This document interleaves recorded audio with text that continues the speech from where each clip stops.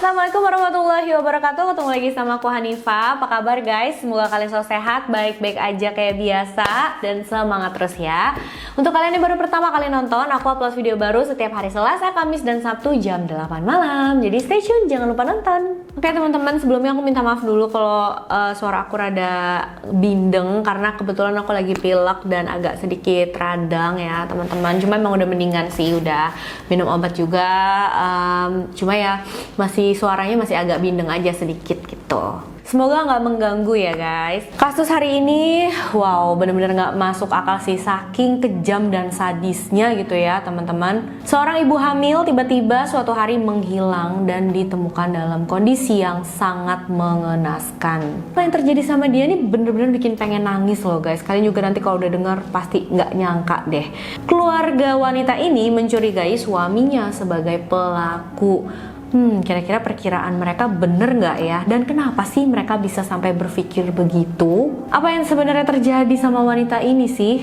Langsung aja yuk kita bahas.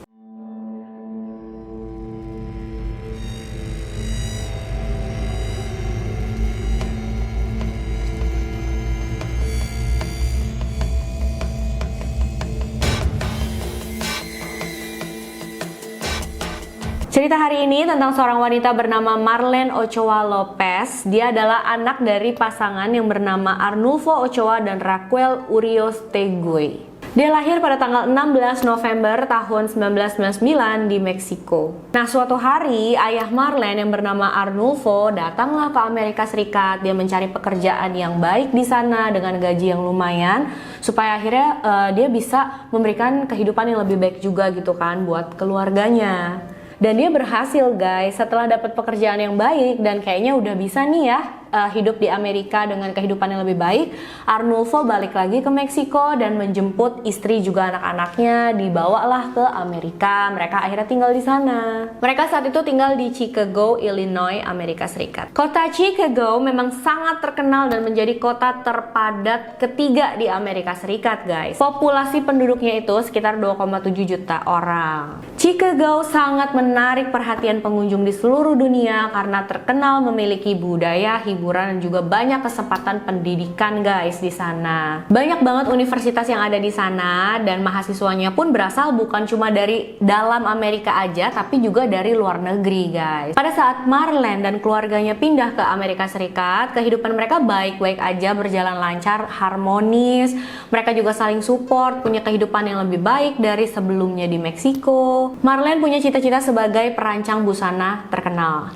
Dan memang dia bertekad banget untuk mewujudkan cita-citanya itu. Apalagi setelah melihat kerja keras ayahnya ya untuk membahagiakan dia dan keluarganya, Marlene semakin bersemangat, semakin bertekad lagi gitu. Pokoknya aku harus kuliah yang benar supaya pendidikan aku bagus, karir aku juga nantinya bisa bagus. Dan aku bisa mewujudkan cita-citaku, memperbaiki kehidupan aku dan juga keluarga. Tapi sayang, cita-cita Marlene ini harus mendapatkan beberapa ujian guys. Karena pada saat dia berumur 15 tahun, Marlene bertemu dan menjalin hubungan asmara dengan seorang pria yang bernama Giovanni Lopez. Nggak lama mereka pacaran, tepatnya di tahun 2016 mereka memutuskan untuk menikah. Yang berarti saat itu usia Marlene masih muda banget, sekitar 16-17 tahunan gitu ya teman-teman. Bahkan dia nih belum lulus SMA loh. Sedangkan suaminya memang lebih tua dari Marlene, jadi dia sudah bekerja. Nggak lama setelah menikah, Marlene hamil anak pertamanya, seorang anak laki-laki yang diberi nama Yosua. Marlene sempat berhenti sekolah nih teman-teman karena dia hamil. Tapi setelah melahirkan, Marlene lanjut lagi sekolah karena dia masih berusaha gitu untuk mewujudkan cita-citanya yang tadi. Beberapa tahun kemudian, tepatnya pada saat Marlene kelas 3 SMA, tapi saat itu umurnya sih dari info yang aku dapat ya udah 20 tahun. Mungkin karena sebelumnya itu dia sempat vakum ya, sekolahnya sempat berhenti dulu kan pas hamil.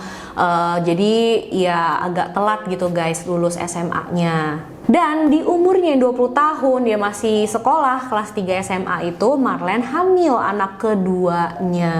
Marlene pastinya sempat khawatir saat itu karena dia merasa punya satu anak, terus dia juga sambil sekolah, itu aja udah berat banget ya teman-teman. Apalagi dia berpikir, aduh gimana nanti kalau punya anak dua nih, gimana cara dia memanage waktunya gitu loh. Tapi Marlene tetap yakin untuk mempertahankan kehamilannya. Di tanggal 23 April 2019, Marlene berangkat sekolah seperti biasa, suaminya berangkat kerja, dan anak pertama mereka yaitu Yosua dititip ke daycare. Dan memang biasanya yang bertugas untuk menjemput Yosua dari daycare adalah Marlene guys. Jadi dia kan pulang sekolah siang tuh. Siang setelah selesai sekolah, dia mampir dulu ke daycare, ambil anaknya, baru pulang. Tapi di tanggal 23 April itu, suami Marlene yang bernama Giovanni tadi mendapat telepon dari pihak daycare. Dan mereka bilang, "Pak, maaf ini kok Yosua belum dijemput-jemput juga ya, padahal udah lewat waktunya." Giovanni kaget dan bingung banget saat itu guys, karena nggak biasanya Marlene kayak gini, kemana ya dia gitu, dihubungin juga nggak bisa. Dan akhirnya Giovanni telepon keluarga dan juga teman-temannya Marlene, nanya ya ke mereka, mungkin ada yang tahu Marlene di mana, tapi nggak ada satupun dari mereka yang tahu keberadaan Marlene guys. Keluarga Marlene sempat berpikir, apa jangan-jangan Marlene lahir lebih awal ya? Bayinya prematur, dia melahirkan di mana gitu, terus sekarang dia lagi di rumah sakit dan belum sempat untuk ngabarin. Karena memang pada saat itu Marlene sedang hamil besar guys. Keluarga, orang tua dan juga suami Marlene mencari di rumah sakit sekitar sana. Tapi setelah mereka cek satu persatu pun nggak ada Marlene di satupun rumah sakit itu guys. Yang tadinya masih positive thinking, saat itu mereka udah mulai berpikir negatif dan udah mulai khawatir banget. Bahkan keluarga Marlene itu berpikir, jangan-jangan ada hubungannya dengan suami Marlene nih, Giovanni. Mungkin mereka ada masalah dalam rumah tangganya dan Giovanni melakukan sesuatu ke Marlene. Karena keluarga Marlene kan tahu ya betapa khawatirnya Marlene. Aduh gimana nih nanti kalau sampai punya 2 anak, dia harus sekolah, dia juga kan pengen kuliah. Aduh gimana ya mengatur waktunya gitu. Dan menurut keluarga Marlene ini bisa aja memicu pertengkaran di antara Marlene dan Giovanni, dan akhirnya Giovanni melakukan sesuatu ke Marlene. Pokoknya udah macem-macem deh teori yang muncul di pikiran mereka. Masih di hari yang sama, di tanggal 23 April itu, Giovanni langsung memutuskan untuk datang ke polisi dan melaporkan kalau istrinya menghilang. Tapi pada saat Giovanni melapor, polisinya cuma bilang, mohon maaf ya, kita tunggu 24 jam dulu. Kalau nanti udah 24 jam, kamu lapor lagi aja ke sini, nanti baru kita tindak lanjuti. Karena memang peraturannya di sana, seseorang bisa masuk ke dalam daftar orang hilang kalau sudah tidak ada kabar minimal selama 24 jam. Kalau masih kurang dari itu tuh nggak bisa dilakukan tindakan dulu gitu guys. Takutnya mungkin dia nggak menghilang tapi kayak cuma pergi dari keluarganya terus belum sempat ngabarin. Giovanni ikutin kata-kata petugas, akhirnya dia menunggu selama 24 jam. Keesokan harinya di tanggal 24 April dia datang lagi ke kantor polisi dan melaporkan Marlene menghilang karena memang sampai saat itu pun belum ada kabar apa-apa dari Marlene. Setelah itu polisi pun memasukkan Marlene ke dalam daftar orang hilang dan mulai melakukan pencarian. Nah, untuk mempercepat penyelidikan, Giovanni memutuskan untuk nggak bergantung sama kepolisian aja, tapi dia juga menyewa seorang detektif swasta untuk mencoba mencari keberadaan istrinya. Detektif swasta itu mulai melakukan pencarian. Pertama-tama mereka fokus dulu sama media sosial Marlene. Jadi mereka menelusuri satu-satu media sosialnya Marlene karena tahun 2019 ya, mereka tahu kayak media sosial itu udah jadi gaya hidup orang banyak gitu, dan dari situ mereka bisa dapat berbagai macam informasi. Dan detektif swasta ini bener guys, karena dari salah satu media sosial milik Marlene mereka menemukan info atau petunjuk yang penting banget untuk kasus ini. Dari Facebooknya Marlene, detektif swasta tersebut bisa tahu kalau terakhir kali sebelum Marlene tiba-tiba menghilang, dia berkomunikasi lewat chat di Facebook itu dengan seorang wanita yang bernama Clarissa Figueroa. Setelah mengumpulkan banyak informasi dan salah satunya adalah orang terakhir yang berkomunikasi dengan Marlene sebelum dia menghilang, detektif swasta langsung datang ke polisi dan menyerahkan semua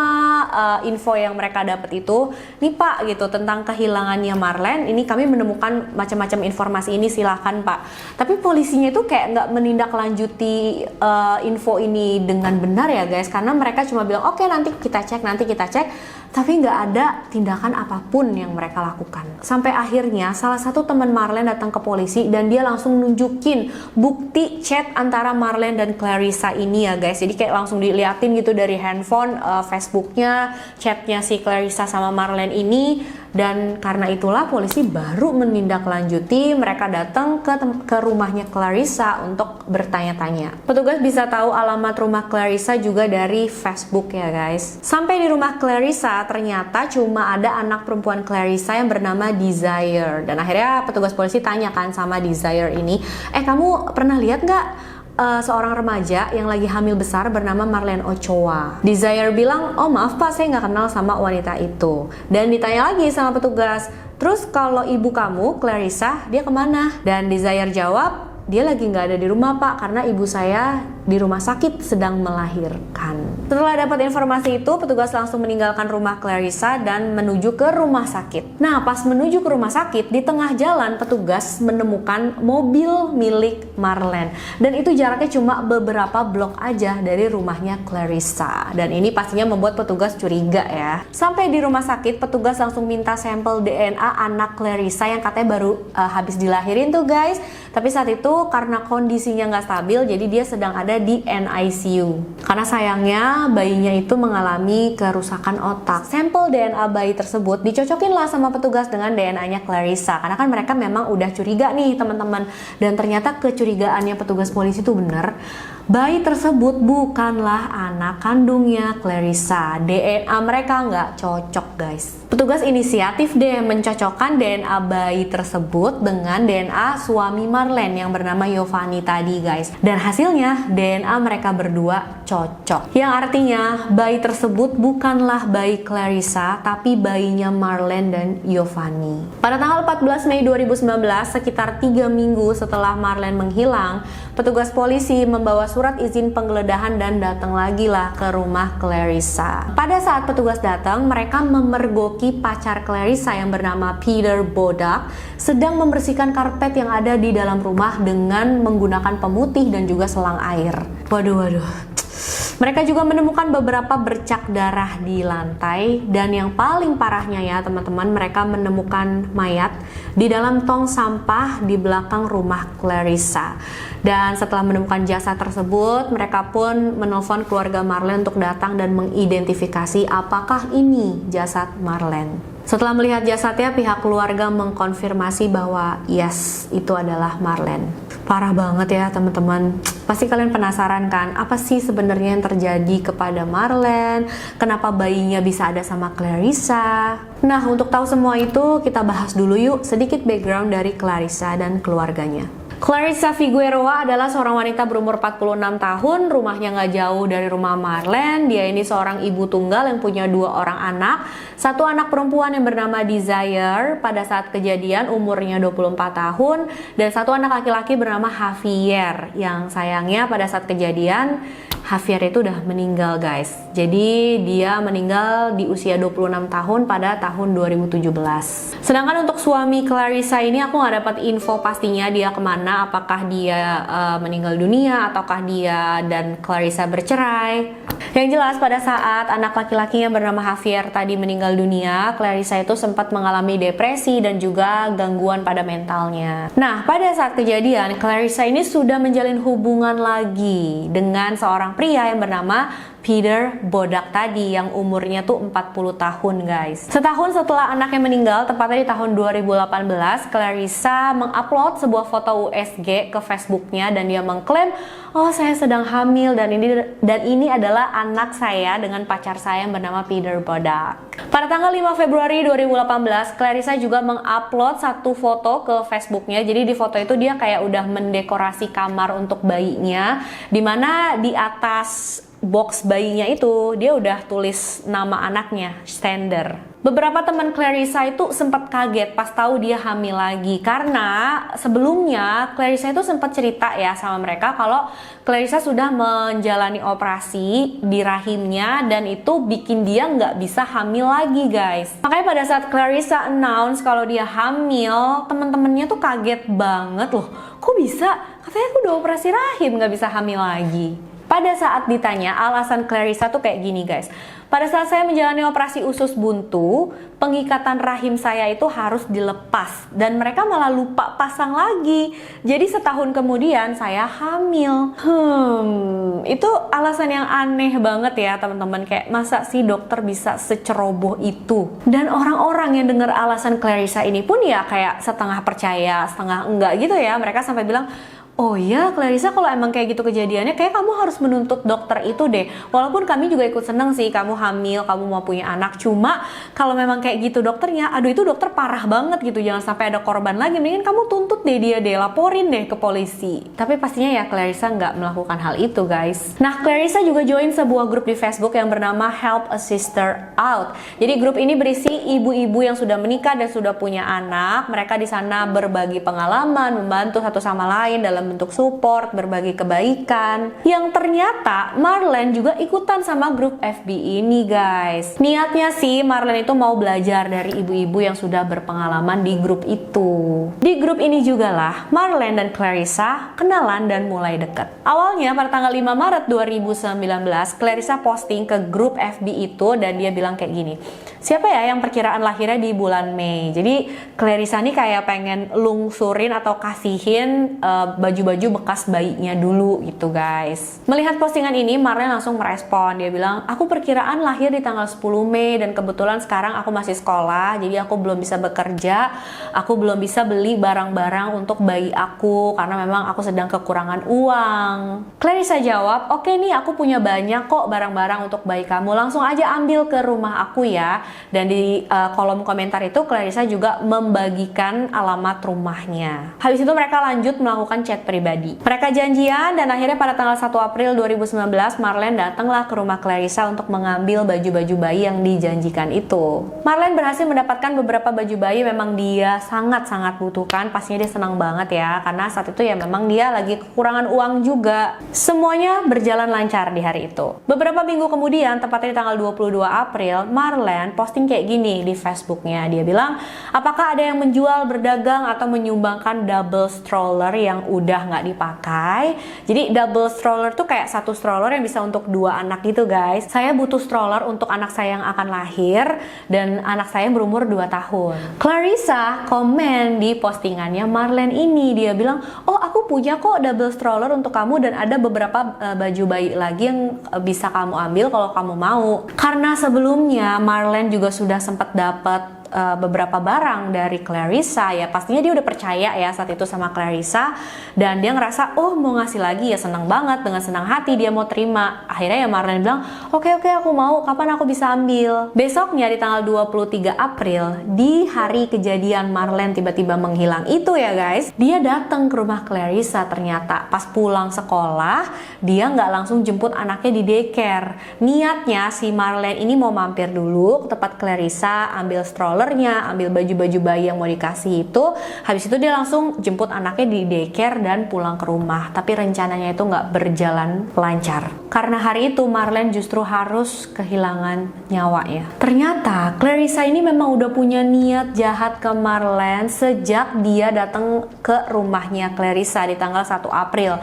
Yang pertama kali mereka ketemuan secara langsung itu guys. Desire, anaknya Clarissa, bilang sama petugas polisi, sebenarnya ibu saya di tanggal 1 April itu memang sudah minta bantuan saya untuk membunuh Marlene dan mencuri bayinya. Tapi nggak jadi dilakukan ya guys, karena Desire saat itu masih kaget banget. Dia ngerasa, beneran nggak sih nih ibu ngomong begitu? Walaupun pada saat pertemuan pertama mereka nggak jadi dilakukan rencana busuk dan jahat itu, ternyata Clarissa masih belum menyerah karena pas ada kesempatan dia langsung melakukan aksinya. Detail kronologi kejadian yang mau kejelasin selanjutnya ini lumayan grafik ya guys. Jadi untuk kalian yang kayaknya nggak mau denger, silahkan di skip aja videonya ke menit yang ada di layar. Lanjut untuk kalian yang mau dengar, jadi di hari kejadian Marlene datang ke rumah Clarissa. Pas sampai di rumah Clarissa, dia perhatiannya tuh kayak dialihkan ya sama Desire. Yes, akhirnya Desire tuh mau nurutin kemauan ibunya dan membantu ibunya untuk melaksanakan aksi bejatnya ini guys. Jadi Desire itu udah bawa album foto keluarga mereka, terus kayak diliatin ya ke Marlene. Mereka lihat-lihat itu, ini lucu banget ya ini. Nah pada saat Marlene lengah Langsung dari belakang, Clarissa datang, mencekik leher Marlene kurang lebih selama 5 menit sampai akhirnya dia meninggal. Setelah itu Clarissa ambil pisau, daging, dan ember. Dia mulai merobek perut Marlene, guys, dan mengambil bayi yang ada di dalam perutnya itu dan juga plasentanya dimasukin ke dalam ember. Aduh, ini parah banget ya. Pengen nangis gak sih dengarnya? Setelah berhasil melakukan itu, jasad Marlene dimasukkan ke dalam kantong plastik besar, terus dibuang ke tong sampah di belakang rumahnya, yang akhirnya ditemukan sama petugas polisi tadi tuh, guys. Pada saat jasad Marlene ditemukan polisi, itu masih ada kabel yang terlilit di lehernya.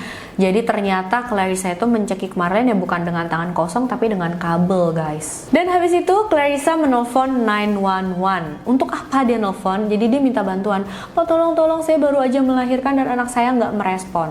Gak lama ambulans datang, Clarissa dan bayinya tuh dibawa ke rumah sakit. Bayinya itu ternyata mengalami kerusakan otak, jadi harus dimasukkan ke dalam NICU.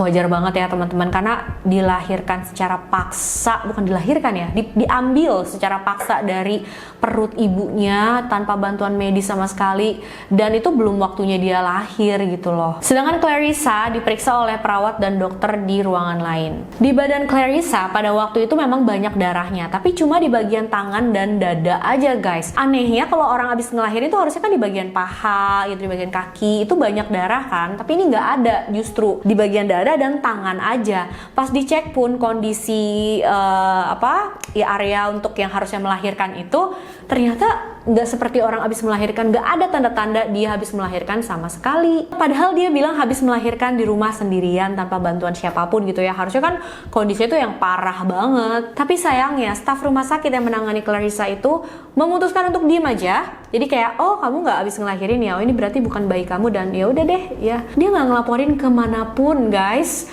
nggak laporin ke polisi. Ya ampun. Setelah diperiksa dan kondisi Clarissa baik, dia dibolehin pulang sama pihak rumah sakit. Cuma dia nggak pulang, malah langsung ke NICU dan melihat bayinya tadi itu. Clarissa kasih nama anak itu Sander Javier Bobak, sama seperti nama anaknya yang sudah meninggal. Bahkan Clarissa juga memanfaatkan situasi ini dengan membuat akun GoFundMe. Jadi Clarissa foto bayinya lagi di NICU itu, di-upload, bikin akun GoFundMe, dan dia bilang Sander umurnya mungkin nggak akan lama lagi, makanya dia butuh uang untuk pemakamannya.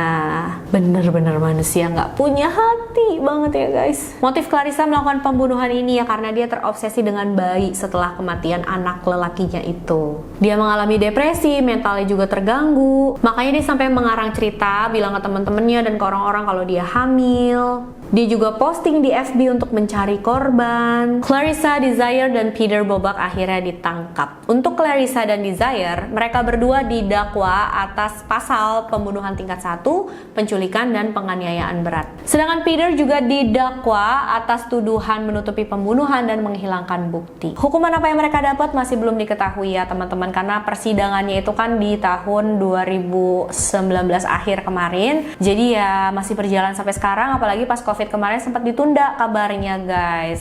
Ya semoga aja ya, kita doain mereka bertiga itu bisa dihukum seberat-beratnya. Bayi Marlene dan Giovanni akhirnya diurus oleh Giovanni dan juga keluarga Marlene. Dia dinamai Giovanni Yadiel Lopez. Tapi sayangnya walaupun sudah berusaha dirawat secara intensif, penuh perjuangan, tapi Yadiel Lopez harus pergi menyusul ibunya karena dia dinyatakan meninggal pada tanggal 14 Juni 2019. Seenggaknya sekarang dia udah gak merasakan sakit dan ya bisa bersatu dengan ibunya lagi ya, guys. Kita doain ya, mudah-mudahan ya bisa tenang di sana. Semua keluarga Marlene, apalagi suaminya yaitu Giovanni, pasti merasa kehilangan banget. Terlebih Giovanni juga bilang dia kecewa banget pada saat keluarga Marlene sempat berpikir kalau dia adalah pelakunya. Padahal saat itu dia hancur banget karena harus kehilangan istrinya, kehilangan anaknya gitu. Cuma ya lagi-lagi mungkin karena keluarga Marlene saat itu khawatir banget, jadi pikiran-pikiran negatif semuanya muncul lah ke dalam pikiran mereka. Ada beberapa hal juga yang pengen aku sedikit bahas ya teman-teman. Yang pertama, tentang peraturan 24 jam orang gak ada kabar baru bisa ditindak, dilakukan pencarian. Memang sih itu peraturannya ya, tapi mungkin bisa gitu ada pengecualian untuk beberapa kasus yang memang kalau udah kelihatannya